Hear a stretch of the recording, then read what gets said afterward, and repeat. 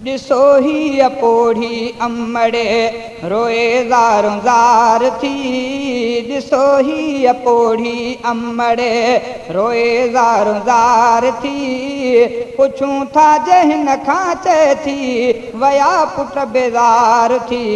ॾिसो ही अपोढ़ी अमड़े रोई रोई जया पंहिंजो हाल तसारो विञायो।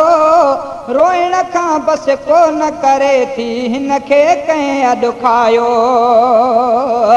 रोई रोई जया पंहिंजो हाल तसारो विञायो।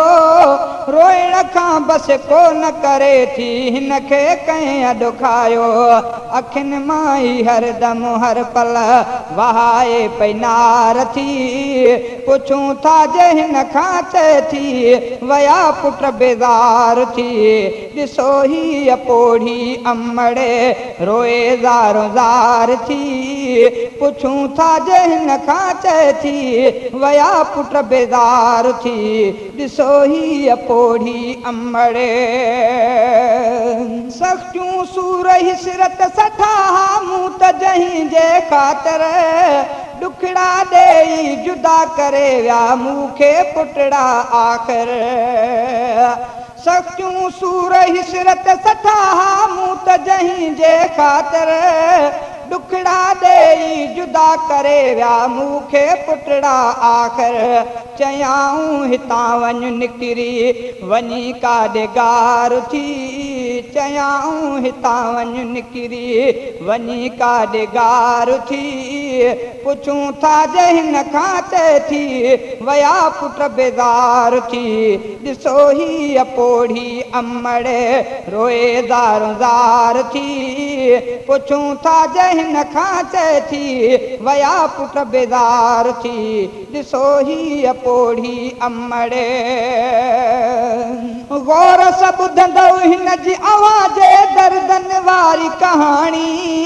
रब थो ॼाणे ॿुधण सवंदो अखियुनि आवाज़ मां पाणी।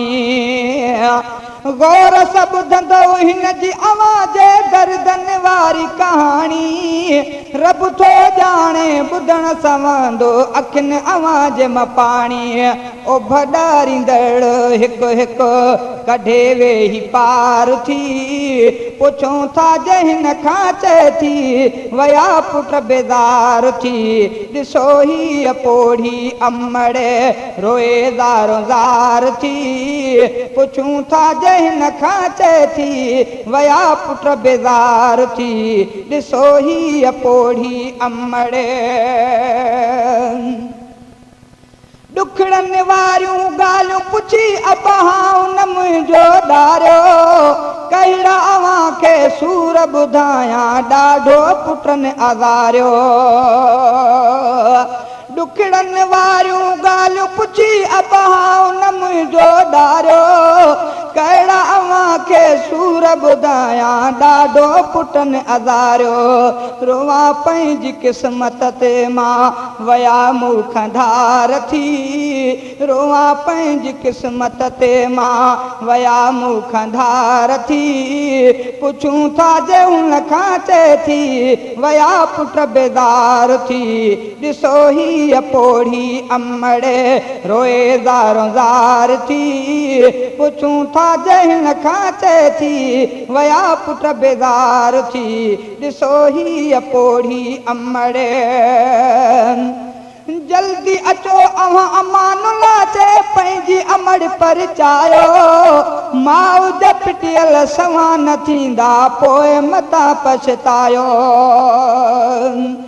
जल्दी अचो अव्हां अमानुल्ला चए पंहिंजी अमड़ परचायो। माउ जा पिटियल सवां न थींदा पोइ मता पछतायो। अव्हां जो त अॼु ताईं अमड़ करे इंतज़ार थी। अव्हां जो त अमड़ अॼु ताईं करे इंतज़ार थी। पुछूं था जहिन खां चए थी वया पुट बेज़ार थी। ॾिसो ही अपोढ़ी अमड़े रोए ज़ारो ज़ार थी। पुछूं था जहिन खां चए थी वया पुट बेज़ार थी। ॾिसो ही अपोढ़ी अमड़े